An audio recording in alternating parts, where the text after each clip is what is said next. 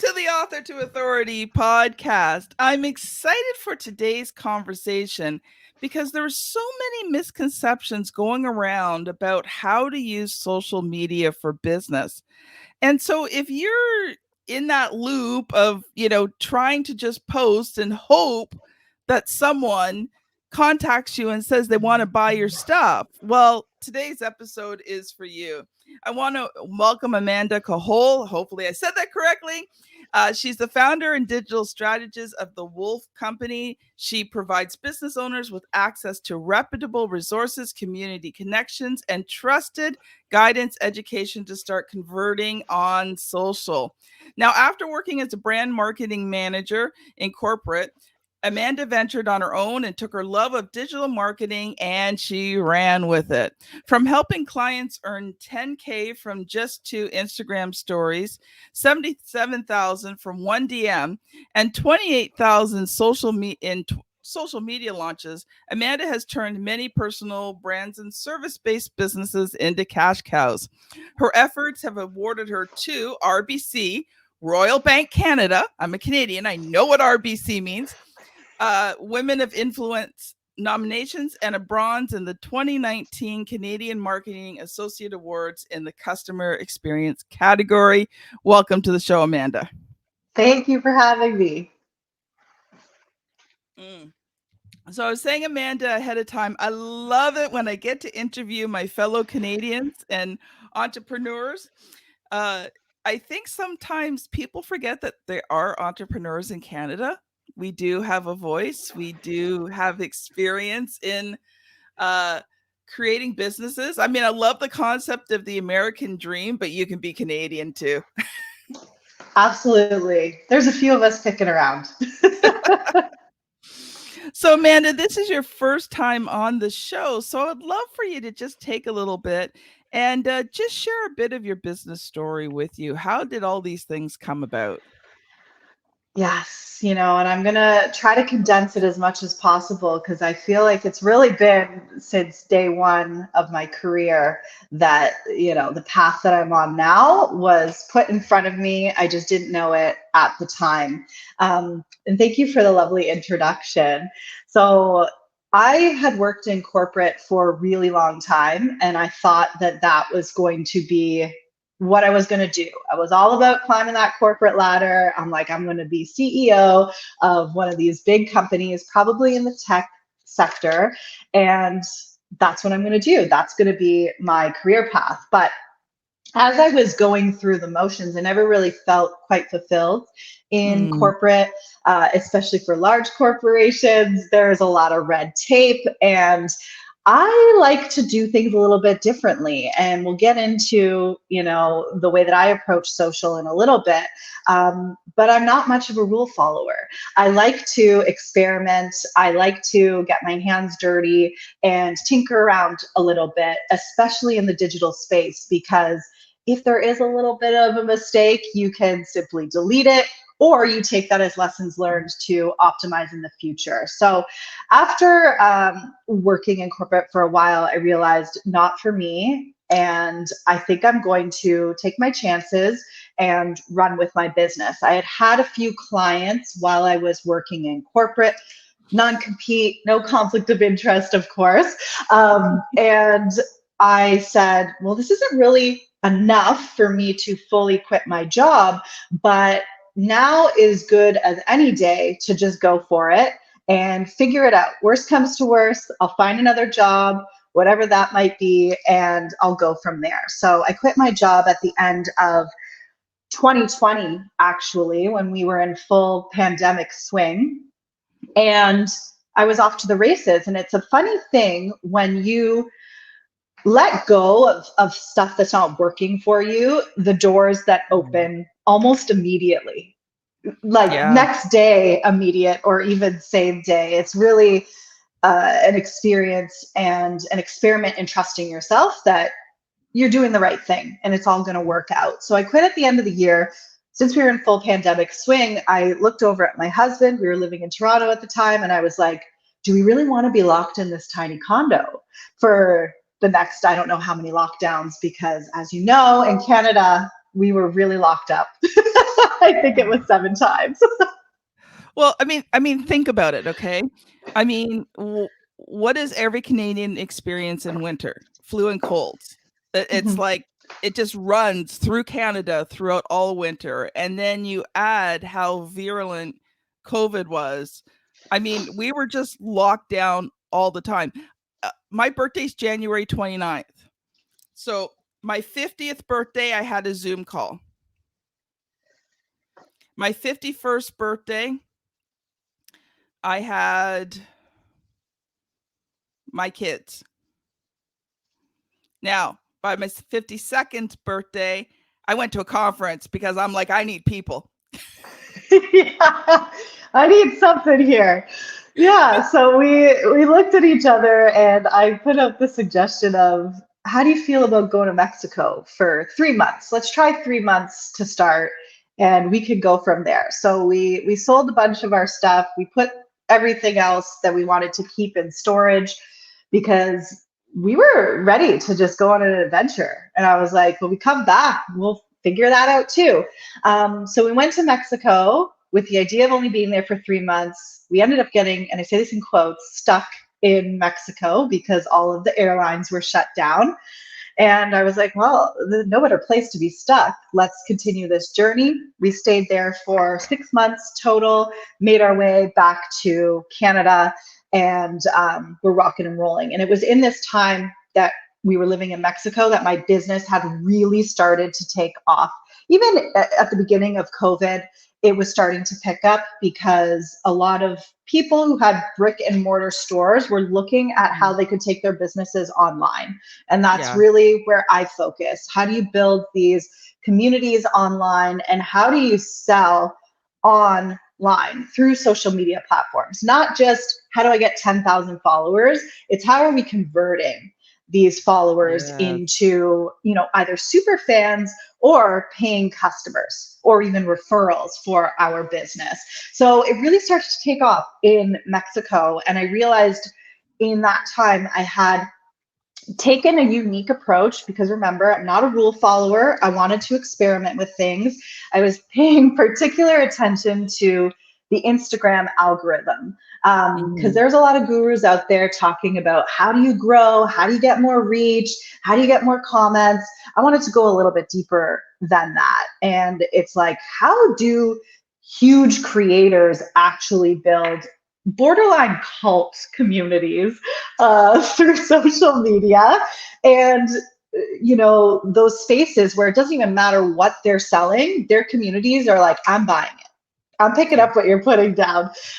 So in this process, I realized that no two algorithms are the same between any social media platform. And we need to really be spending a lot more energy that we were told to put into Instagram content creation in the right spaces. So I ended up categorizing social media platforms by those that were really good at getting organic reach and visibility, like a TikTok, a LinkedIn, a YouTube, a Pinterest, and then those platforms that were really good at cultivating community and converting, like an Instagram or like a Facebook group, even email marketing. So knowing that, I went off and I experimented with this. I'm not going to post to my Instagram feed for the next 2 months. I'm only going to post in my Instagram stories and I want to see what happens. Will I still be able, right? Will I still be able to get that reach? Will I still be able to get the same engagement? And the first week or so, it was a little rocky. My community was used to me posting every day. And after that, I put in my bio, daily tips in stories, daily content in stories, no longer posting to the feed. So it was a redirect and almost cut off a source. And the next thing I knew, my stories were blowing up. People who were following me on stories started sending that content to their friends. And I was growing that way through word of mouth. That is, I love it. I love it. I loved how you just decided to redefine and you experiment. I mean, isn't that the true heart of an entrepreneur? Yeah. You cannot be afraid to experiment and make mistakes. Pick yourself back up again and keep moving forward. Yeah, yeah. And I was growing a lot by posting to my feed The algorithm was a little bit different at that time. It's pretty difficult to get organic mass reach on Instagram right now. But as I said earlier, it's such a great platform for cultivating those Yeah. communities. The DM section on Instagram is fantastic. Instagram stories is a great place to not only share high value content, but a lot of behind the scenes. But this not only came from my curiosity of what would happen if I started to experience a little bit of burnout because of the growth of my business, the unexpected growth. And I was like, I don't really have time to be spending creating content for the feed. What do I have capacity for that I can actually show up for on a regular basis that isn't taking all this energy and adding more stress? And I was like, all right, Instagram stories is it. I found it very low lift to, physically lift up my phone and just talk to it. But that content didn't have to be perfect. And I discovered in that audiences were craving that kind of reality TV, I'm on FaceTime with a friend vibe, opposed to we're making this look perfect and aesthetic and not telling the full story. Yeah. Yeah. And something interesting you noted was the algorithms are different for each platform. I'm predominantly on LinkedIn, and they've been going through a lot of algorithm changes lately, and I've been reading up on a lot of it.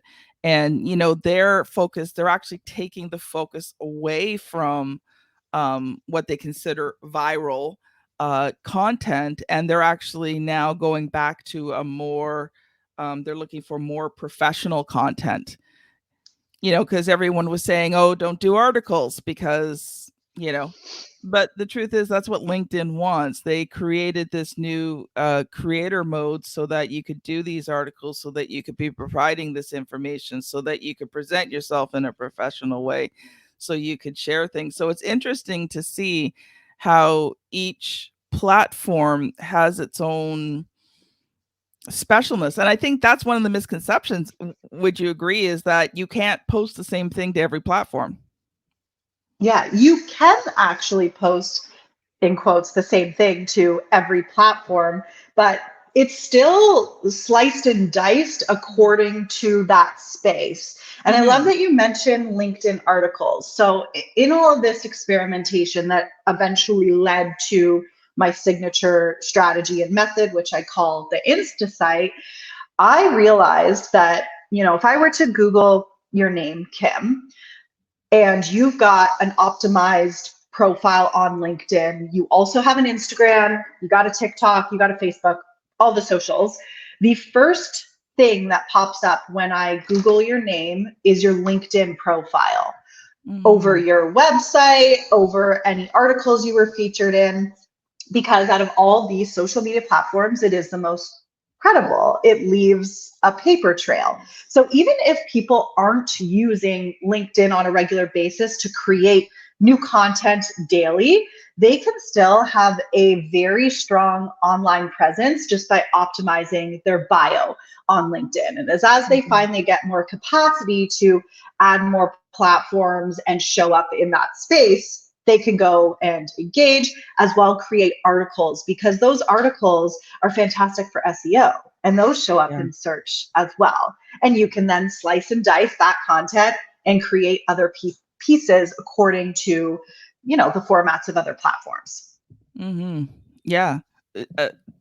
That's wonderful. Like, because most people don't think of LinkedIn as, the place to go. But if that's what Google's showing first, and we all know that whatever Google shows first, the tendency is to click on the thing that Google shows us first. You want to have that strong profile, at least a good, strong profile and a bit of content. At least something, like, even if you're only posting once a week, just something relatively current on there, because there's nothing worse when you look at someone's LinkedIn profile and they haven't posted in like a year. Yeah. Or don't have any articles pinned to their page or as featured content.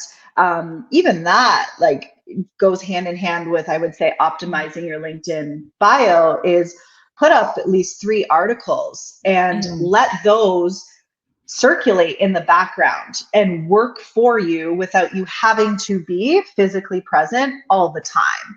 So, and that's kind of like what I love so much about this new approach to social that I have is it's really letting the content work for you. It's almost automating your content, because if you look at my Instagram firsthand, you'd be like, she only has 21 posts on there, because I've built this Insta site, which is like a website, but for Instagram. And the reason for that, most people are, it's about 40% of people now are going to Instagram or TikTok for their initial search of a brand, business, or product over the Googler. So why not create that search experience over on socials, which is what the Insta site is. So I only have about 21 posts. And at first glance, you'd be like, oh, she hasn't been active on her feed in quite some time. But my stories are constantly going, and I've paired my Instagram with a traffic driving in an organic reach platform, such as TikTok, that is driving all my traffic and new followers over to my Instagram page. So it's working in the background. And the beautiful thing about a platform like LinkedIn and TikTok, Pinterest, YouTube, the shelf life of those posts is years. And they'll keep circulating. Whereas Instagram, I swear, we're at like 3 hours now. And the post kind of just goes off into the distance somewhere we don't know. Maybe they just don't have enough storage, so they have to just keep deleting stuff so the new stuff can go in. Probably. I don't know what's going on over there, because they're just, I don't even think Instagram realizes their superpower of how they have created an entire online culture on their own language, but the ability for them to create communities and convert. I really feel, and this is my advice that Instagram didn't ask for, they should really be targeting business owners and really treat Instagram more as a visual directory for businesses. And, they're already getting people to pay for the verification badge. It really should be businesses that are paying for that, and they'll spend money on ads. There's a whole bunch of opportunities there, but they still go under the guise that they're this great space for creators, and you can go viral and you can get reach, which is simply not even how the algorithm works. Yeah. So on that note, let's talk a bit more, because I know you've come prepared with some of the common misconceptions. We've talked about a few, but I'm going to let you loose for a few minutes to share what you've prepared for us today. Well, the biggest common misconception is that you need to post every single day. And we have touched on that a little bit. Me mentioning that your content can work for you in the background. It's really about understanding, what am I doing on each of these spaces? I don't need to do everything that these platforms give me the ability to do. But if I am blinders on, hyper focused on, doing stories on Instagram and responding to my DMs, that's what I'm doing over there. But over on TikTok or LinkedIn, if I'm treating that as my content creation platform, that is what I'm focused on. And that is my goal, is putting out high value content that I want to drive to my other online spaces, wherever that might be, whether it's Instagram, LinkedIn, Twitter, email, you name it. So you do not need to post every day. It's about understanding where you can actually get the desired outcome that you're looking for. Because if it is reach and you are looking for virality, you've got to go over to a platform like TikTok that can get it to you overnight. I've never seen an algorithm like TikTok's in my life before. Even their For You page is so specific. I don't know how they know that I would like some of those things, because I've never said them out loud before. It's like really freaks me out. I've never gone on TikTok because of the fact of, and I suspect they're partially true, how much information that app takes from your phone about you that in the background. So that's been a reason why I haven't used TikTok, because I'm kind of like, yeah, do I really want China having all of my information? No, but I will also tell you, Instagram and Facebook have it too.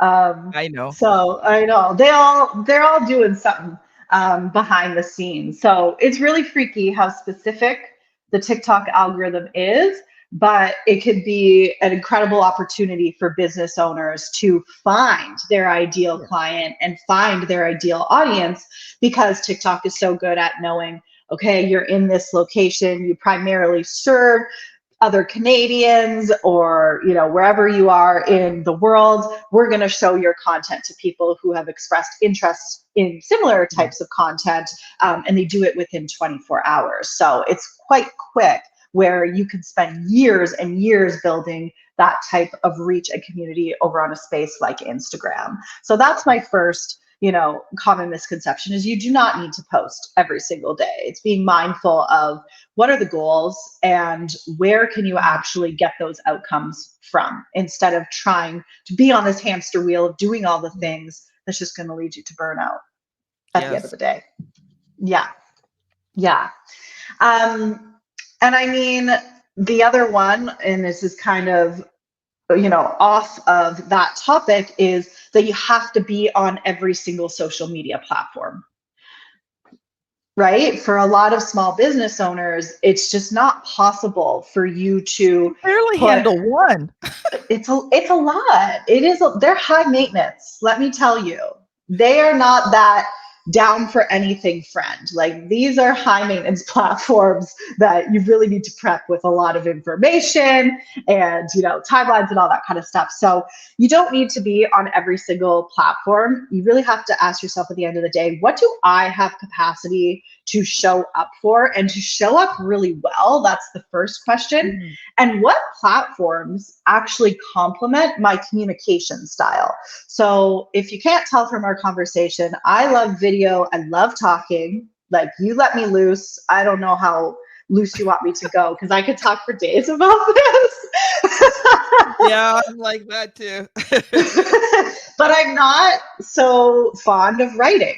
So I Mm. tend to lean towards platforms that complement the way that I like to communicate, because my community can then feel that energy from me. And it's much easier for me to create in spaces that I'm excited to create for, instead of going, oh, geez, oh, I have to do this. I don't have to do that.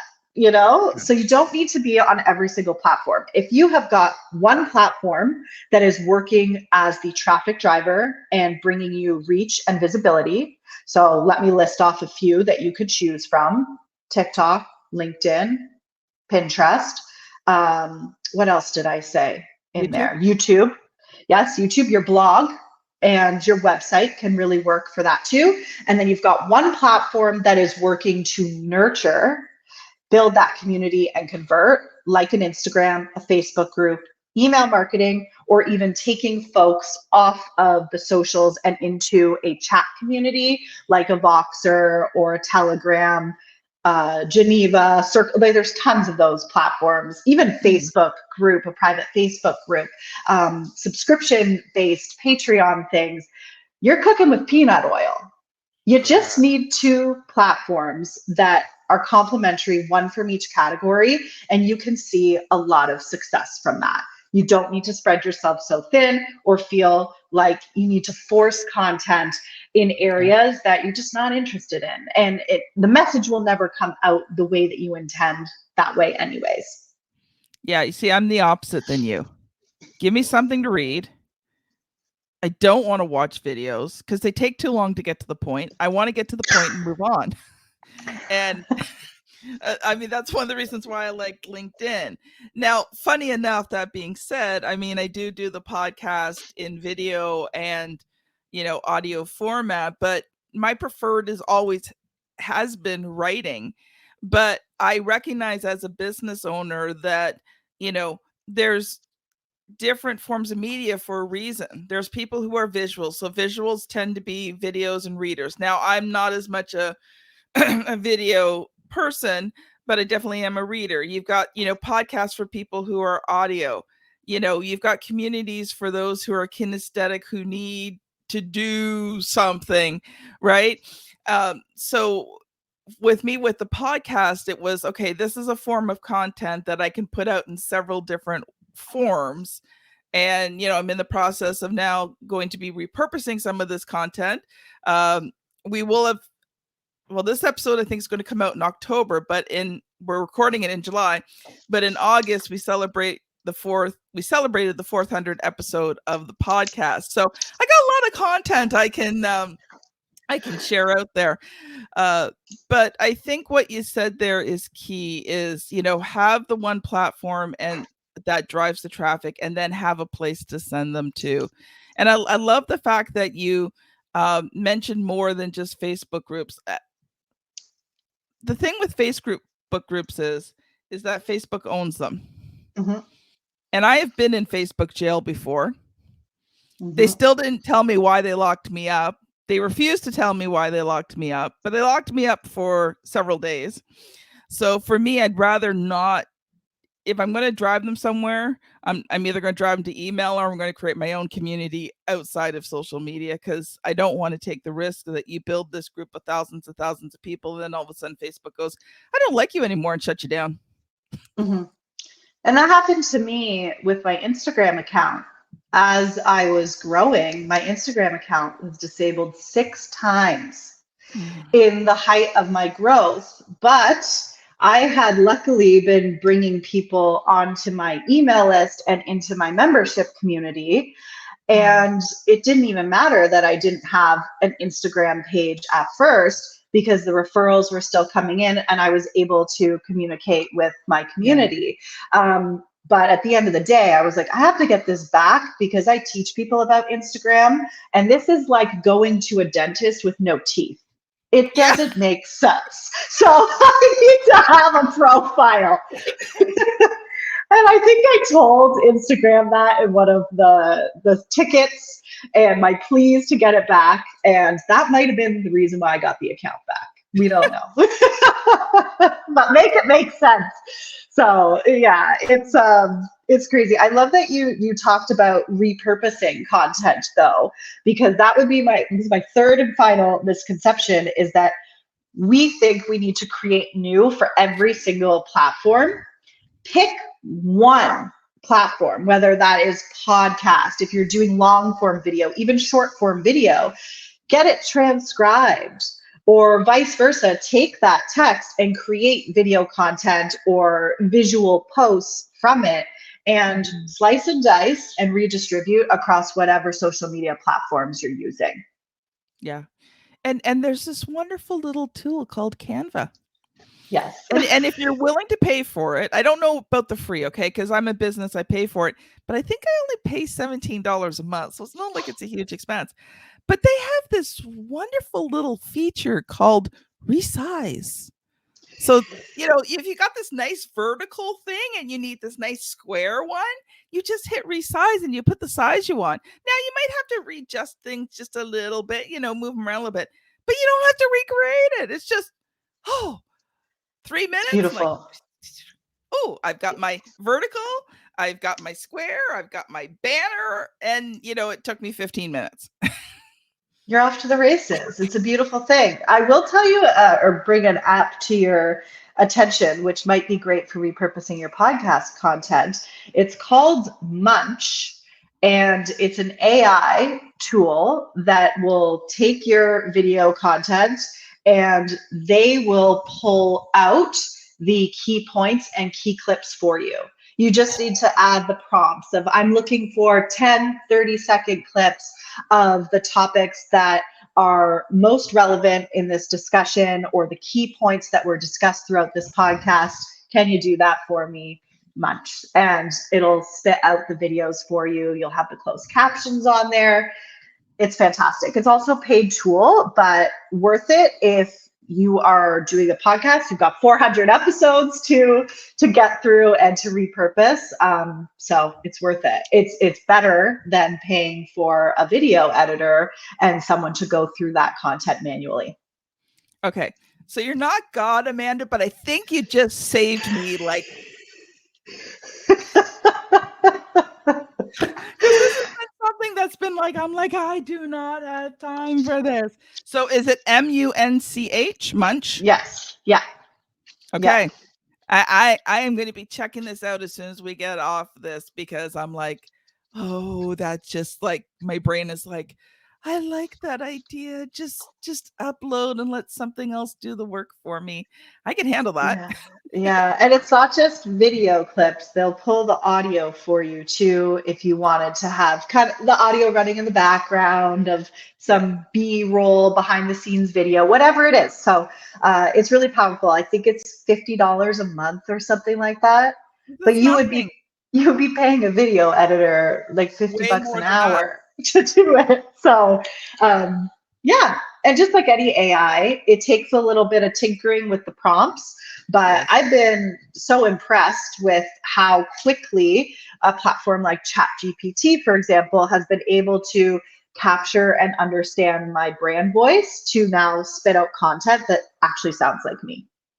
You want to hear something crazy? I can't get on ChatGPT What's because happening?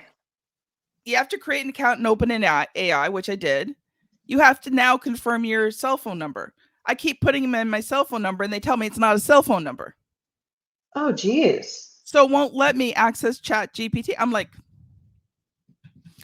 now, to be honest, I don't actually use it for much, because as a writer, I do believe in authenticity of voice. And, I don't use it actually to create my content. I do use it, though, in the podcast to help with podcast notes, pulling out main points, things like that. So I have AI type softwares that I do that for, because I do believe, if you want to position yourself as that authority, your voice is very important. But we've got about 3 or 4 minutes left, Amanda, and I just want to we're going to shift gears, because you had mentioned that you're writing a book. So I want to take a couple of minutes there. So first of all, tell us, do you have a current working title, and what's it about? We have no title. It is the book with no name currently. But I always find, even when I'm creating my digital products and programs, the name always comes last, and it comes Yeah. to me in a dream. And it's this really like beautiful experience, if you will. Sounds a And little it bit woo smacks you in the woo. face out of the blue when you're least expecting it. Yeah, I'm doing something that this isn't a convenient time, but okay, I'll take it. So it's interesting because writing is not my strong suit yet, writing a book. How I've been going about it is actually a voice to text Yes. approach. So I'll do a lot of, note to self kind of vibes happening over here. And that's how I've been able to get a lot of my ideas out. And how I'm utilizing ChatGPT is similar to you. It's mostly for optimizations and editing and reviewing for spelling and grammar. Even though I've got the Grammarly plugin, I love to use ChatGPT primarily to look at it from a digital lens. How could this be optimized and edited for an online space as opposed to the physical space? So I'm writing this book, and it's all about my approach to social media and my fascination with algorithms, patterns, and online behaviors that lead to these borderline cult-like communities. I'm just so fascinated, and I've learned so much by being a part of other communities that I want to talk about it. And I want to help business owners really understand that they don't need to spend 12 hours a day just on their social media. Let's get you back in your business. And the social media piece, you're focused on a very specific outcome, no matter what platform you're using. So that's what the book is going to be about. I have no idea for a title, but as I said, I'm sure it'll come to me at a really inconvenient time. Yeah. Something like cult following social media, an insider view of. I know, but I don't want people to think that like I am a cult leader, Like, so I gotta be careful about it. But that's really what's happening on the online space, is these little cults. That's what they are. It's wild. So, Amanda, as we start to close out, I would love for you to share one final thought. And then, if people have really enjoyed this episode, how can they connect with you? Yes. Obviously, So Instagram's one of them. yes, obviously.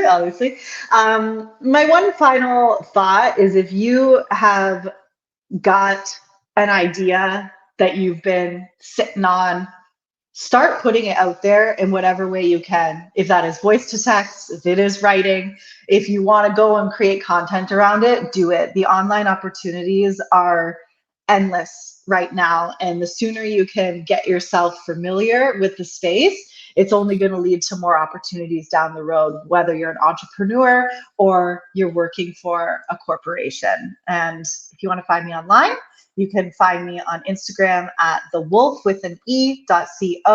or my TikTok, which is my full name, Amanda Kohal. Awesome. Thank you so much. And if you've enjoyed this episode, just a quick reminder, share it out. If you know someone, like if we've had this conversation and you're like, oh, Amanda or Kim really needs to see this, do me a favor, share it out. Just a little way that you can bless me for all the work that we put in to make this podcast a great one for you. So this has been Amanda Cahole and Kim Thompson-Pinder on the Author to Authority podcast. Thank you so much for listening, and we'll see you on the very next episode. Bye now.